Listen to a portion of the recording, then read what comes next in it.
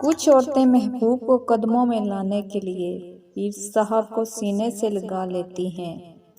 عورت شوہر کی شکایت پیر صاحب سے کرتی ہے اور مرد بیوی کی شکایت طوائف سے۔ اگر لڑکا محبت آزمانے کے لیے کسی لڑکی سے ثبوت کے طور پر اس کا جسم مانگتا ہے تو اس لڑکی کو چاہیے کہ وہ اس لڑکے سے کہے کہ پہلے تم مجھ سے سب کے سامنے نکاح کر کے اپنی محبت ثابت کرو، پھر میں پوری زندگی کے لیے اپنا جسم اور روح صرف اور صرف تمہیں سونپ کر اپنی جائز اور سچی محبت ثابت کروں گی۔ پا لینے کے شوق کو خواہش کہتے ہیں اور کھو دینے کا ڈر محبت کہلاتا ہے۔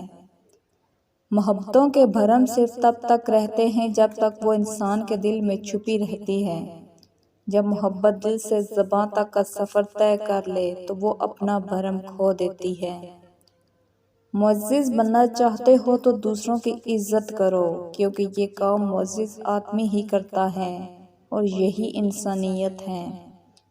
انسان کو من چاہے کی ہی طلب ہوتی ہے، پھر اس کو کتنا بھی سمجھا لو کہ یہ اچھا ہے، وہ حسین ہے، یہ لے لو، وہ مانگ لو، مگر نہیں، اسے بس من چاہا ہی چاہیے ہوتا ہے۔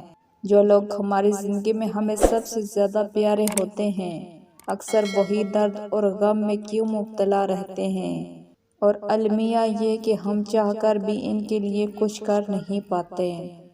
تمہیں پتہ ہے کہ سیاہ بخت کسے کہتے ہیں؟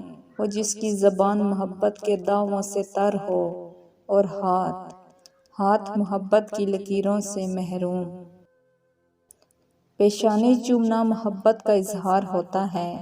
عورت اگر پیار کرتے وقت مرد کی پیشانی نہ چومے تو اس کا مطلب ہے کہ وہ محبت کم کرتی ہے۔